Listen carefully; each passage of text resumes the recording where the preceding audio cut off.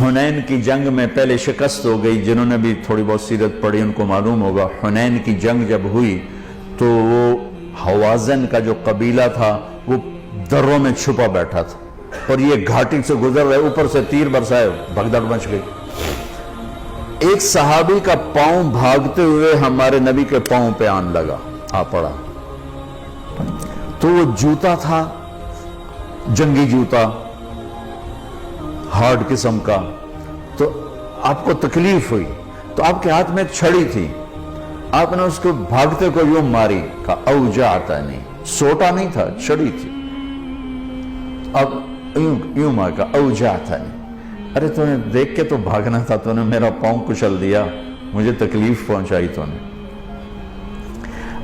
انہوں نے لوہے کی زرہ پہنی ہوئی تھی جس پہ تلوار بھی اثر نہیں کرتی, تو چھڑی نے کیا اثر کرنا تھا؟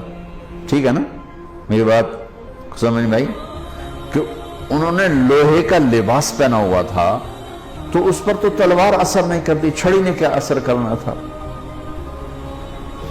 وہ کہتے ہیں جب میرے کان میں آواز پڑی اوجعتنی, مجھے تم نے دکھ دیا, تو کہا مجھے یقین ہو گیا کہ اب میری خیر نہیں, اب اللہ تعالیٰ کی طرف سے کوئی وحی آئے گی, میری تباہی بربادی کا فیصلہ سنائے گی. کہ رات میں سو نہیں سکا, ساری رات جاگتا رہا.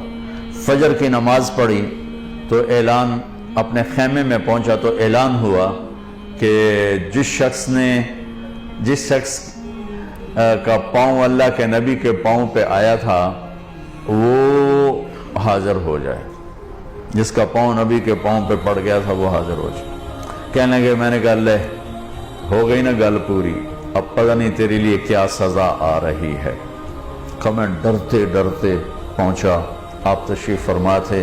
آپ نے مجھے دیکھ کے تبسم فرمایا اور فرمایا کہ میرے بھائی کل میں نے آپ کو چھڑی ماری تھی, وہ پاؤں والی بات ہی چھوڑ دی, کل میں نے آپ کو چھڑی ماری تھی تو میں اس پہ معافی مانگنے کے لیے آپ کو بلایا ہے. میں آپ کو پہلے کیا بتا چکا ہوں کہ لوہے کے لباس پر تو تلوار اثر نہیں کرتی, تو چھڑی کیا کرتی. کہ میں ایک تو آپ سے معافی مانگنی ہے اس لیے آپ کو بلایا ہے, اور دوسرا کیا, یہ ذرا سننے والی بات ہے, اور دوسرا وہ جو میں نے آپ کو چھڑی ماری تھی اس کے ازالے کے لیے میرے پاس ایک ہی تجویز آئی ہے ذہن میں, اللہ نے ڈالی ہے, یہ میرے پاس 60 اونٹنیاں ہیں, میں آپ کو گفٹ کرتا ہوں, لے جائیں. 60 اونٹنیاں. عرب کی سب سے قیمتی متاع اونٹنی تھی. اونٹ بھی نہیں, اونٹ سے تو آگے نسل نہیں چلتی, اونٹنی بچے دیتی ہے. تو 60 اونٹنیاں اس کو دیں ایک چھڑی مارنے پر. ہم بشر ہیں, عام انسان ہیں, عام مرد عورت ہیں, ہم سے زبان کھل جائے گی, جب کھلے فوراً معافی مانگ لو. اپنی طبیعت پہ جبر کر کے, اپنے آپ کو شکست دے کے معافی مانگ لو, تو اللہ آہستہ آہستہ آپ کے منہ میں شہد بھر دے گا.